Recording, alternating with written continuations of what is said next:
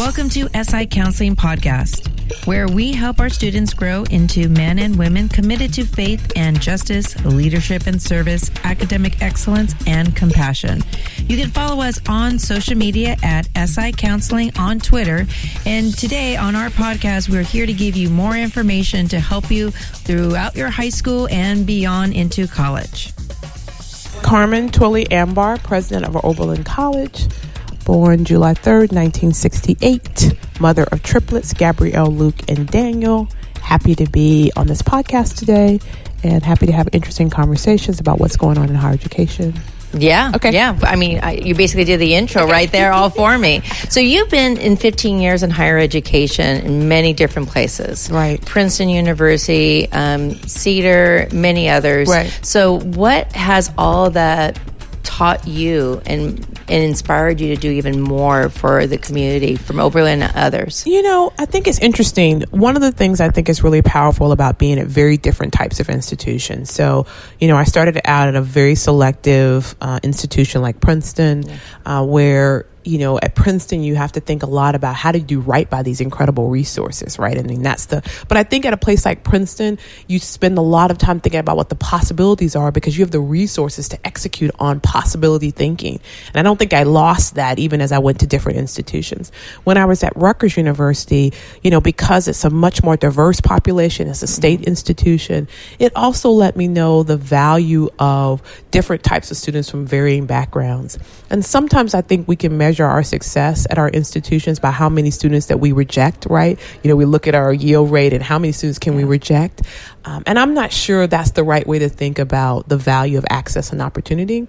And so a place like Rutgers really taught me that. And then when I was at Cedar Crest, the small private women's college, I think that was really about kind of getting the financial acumen to help institutions that sometimes are experiencing challenge. How do you really stand on your own feet and think strategically about the areas that have the most ability to move the institution forward? And of course, the women's college status about women's education and women's leadership and what it means oftentimes for women to be in environments where it's specifically dedicated to their success. So I think each of those institutions brought me something different, something that I hope I'll be able to use at Oberlin in this new leadership role. Yeah, and Oberlin has been known throughout history of making history. Right. Right. First college accepts students of color. Right. First college accept women, or actually awarded a woman a degree as well. And you are the second female president, right, and the first African-American president at Oberlin. So what is the next historical moment that Oberlin is aiming to achieve? So it's interesting. I think the next historical moment for Oberlin is about what it really means to be a 21st century liberal arts college, because I think that the shift that we're having to make around access and cost and dynamic academic programs that pull the next generation of students to it. When I talk about Oberlin being the first, I always say that our first was really boldness. That was our first in our DNA. All these other things that Oberlin did first kind of came after that. And so I am trying to tap into that spirit of boldness at Oberlin. And I think it'll take its form in new academic programs and new majors that haven't been thought of before. How can we leverage the college and conservatory in unique and dynamic ways? What does it mean to think about access and opportunity in 2019? It's very different to think about what that looks like in 1833. But what does it mean to educate different types of students? So I think for us, it's about tapping into what this new frontier of 21st century liberal arts colleges, they're going to be very different. They're going to have this deep residential component part of them, but some of them might have satellites and other ways to think about the Oberlin experience. So I don't know all the ways that we'll get there, but I've no doubt that Oberlin will continue to lead. That is in our DNA. That is who we are. And as I say a lot, you know, Oberlin is a bellwether institution. So goes Oberlin, so goes higher education. I believe that to be true. And I'm just excited to have the opportunity to be a part of it. Yeah. And you made it a part of many people's stories, right? So did I hear you right here at the College Board Dream Deferred conference that you gave out $60 million in scholarships and aid? Yes. Okay, that's fantastic. So that's what you are really known for, is bringing in the money for the school. But I think there's something that I don't think a lot of people know, is that there's a balance that Oberlin does bring, you know, and people get off balance, but you have a great new rec center facility. Right. Like when I saw the documentary Ivory Tower, they talked about how schools put all this money in buildings and then what does that mean for the students? But somehow Oberlin find that balance of access for everyone. Well, we're trying to. I think, one of the things I said about the next capital campaign that we will embark on is that it will be about programmatic initiatives that are really about helping students in all of these key areas, whether it's student life initiatives or career initiatives. So I think Oberlin has always been a place, because I think we're committed to social justice and really changing the world, we want to try to get the resources of the institution into the hands of students, whether it's internships or special opportunities or study abroad or undergraduate research.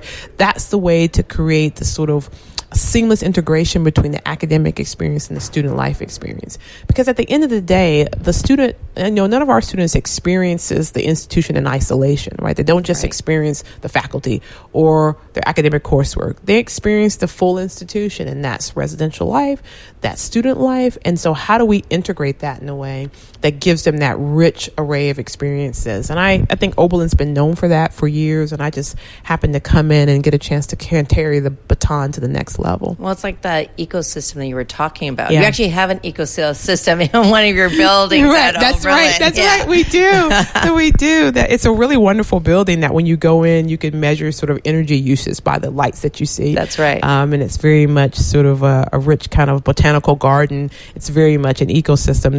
Oberlin's been committed to environmental sustainability for many, many years, and it's a part of one of our value systems that we think is important. But yes, that building's a great building. Incredible light in that building. Oh, no, it's accessible for everybody, right? Yeah. And that's what's always the history of the liberal arts schools is regarding about that. Can you talk a little bit about, because your background in your education, went to a Jesuit university, Georgetown, went to a couple, not just one, Ivy Leagues, Princeton and Columbia. And now you're at a liberal arts schools, and a lot of people say like, whoa, that's the way to go. Jesuit, or go to a school like the Ivies, but you're at a liberal arts school, right? Well, I really feel like that liberal arts colleges are these really unique ways of preparing students for really interesting opportunities in their lives that may not seem so obvious to people. So here's what I say about Oberlin. Oberlin is a rigorous place. And when I use rigor, it's different than saying it's difficult. Rigor is different. Rigor is about taking different analytical skills and applying it to the world's most complex problems and trying to find solutions. And when people apply rigor to complex problems, they come up with these really dynamic solutions. That's what a liberal arts college does for you. It gives you the analytical skills to apply rigor to complicated problems. And one of the things that we really feel strongly about at Oberlin is that we believe our students are changing the world for good. We have this foundation of social justice, and it doesn't matter whether you're in the conservatory or what other field you're in, there's still this desire to change the world in these positive ways. And we want to give students all the tools that they need to be able to do that. And I'm really pleased at the work that our students go out and do in the world. We have this, it's reflected just in the types of student organizations that are created. So the one that's new recently on Oberlin's campus that just sort of began when I got there is this organization called El Centro. 2 students came together to form this organization, and they decided that they wanted to try to impact the ability for local residents to take the citizenship exam and become U.S. citizens. And so they got a group of volunteers together. They go out every Saturday, and they help individuals prepare for the citizenship exam. They created the curriculum. They created the system for our students to volunteer in transportation. They created child care at the organization for families to be able to do this. And they regularly come to my residence, because we have students over at the house all the time, to do their workshops and to train students for it. That's what an Oberlin student's like. And they're different majors, right, in different areas, and yet they still want to try to have an impact on the world. And they know that citizenship can change a trajectory of a family, right? It can change their lives. When I look at Oberlin students, they're doing that in so many different ways. It's just an example of what it means to be at a place that has this rigorous academic background, but also this desire to do good in the world. And you see Oberlin students doing it in every way, shape, and form, and it makes me tremendously proud to be president. Yeah. But don't you also inspire that? Like, you've done things I have not seen presidents do, like delivering donuts when kids are doing finals, right?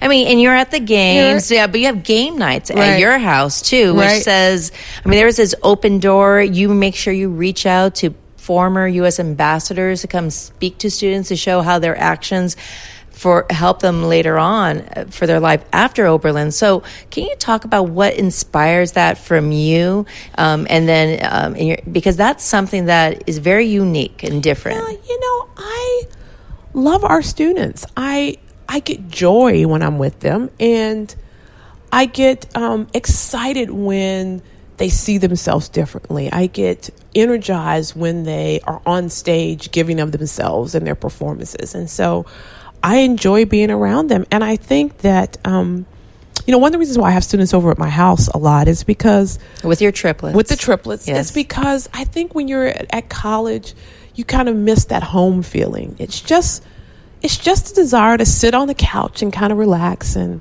have a good meal and have that home feeling. And so I know that when they get a chance to come to the house, they get a chance to do that. And so I just enjoy it. And it gives me a chance to get to know them. It gives me a chance to know what the experience is like for them. And they tell me what's going well and what things are not going well. It gives me just another way to do my job better because I'm talking directly to students about the experience.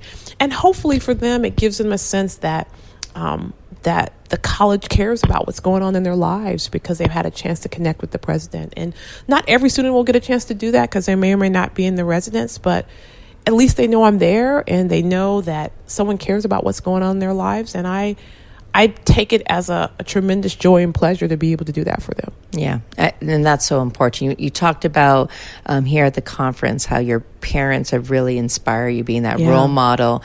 And it seems like Oberlin has been that home away from home. Yeah. Right? Regardless of what your background and situation, we care for you.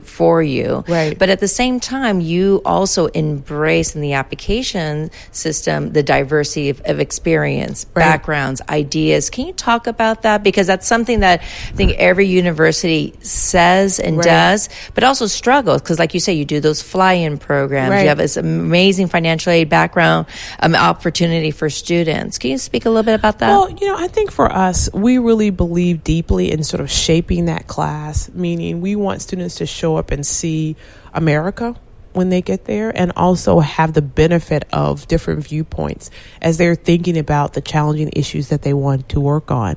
And so we take seriously the notion that we want people from a variety of backgrounds, ethnic backgrounds, different levels of ability, different economic experiences. All those things add to a rich conversation in the classroom. So one of the things that I will say about Oberlin that feels different to me than any other institution that I've been a part of is that Oberlin graduates talk a lot about not only what they learned in the classroom from their faculty members, but what they learned from their peers. So when you are at Oberlin, the classroom spills outside. When you hear the conversations that our students are having in the residence hall, in Wilder Bowl, in the student union, it's a different type of conversation. They're learning from each other and engaging with each other in ways that are different from any other institution I've been a part of. I say to parents all the time, one of the reasons to choose Oberlin is because of the other students that will be there with your child. Because the learning that happens there is different than in any other institution I've been a part of. And so one of the reasons I think that's the case is because of the way we try to think about our admissions policy and our processes to ensure that who they're with is just as brilliant, just as dynamic, just as committed to change. And the experience that I think students have with their colleagues is one of the distinctive elements of Oberlin that I think is not as easily understood when you're there as a parent sort of looking at the college. And yet I think if you talk to Oberlin students and you talk to Oberlin graduates, they will describe it as one of the most important elements of their Oberlin experience. No, it's key. And when I toured over there, you could see the dynamics and the interactions of the students. And if I say a name, oh yeah, I know this person, and not that they came from the same school, not even from the same state, but it is that community, that home that away connection from home, right? And I think that reflects a lot of the hard work your admissions office has done, and I appreciate you being open about addressing the issue of what's happening to our country. Everyone's talking about the scandal of how some privileged families, about over 700, have taken advantage of their wealth and influence to get access to admissions. Can you tell me your thoughts and ideas about this? Well, honestly, I was happy to see it, but I do think that it exposed something that we all know has been a little bit of a hidden secret, that people think that access to colleges is only about merit and only about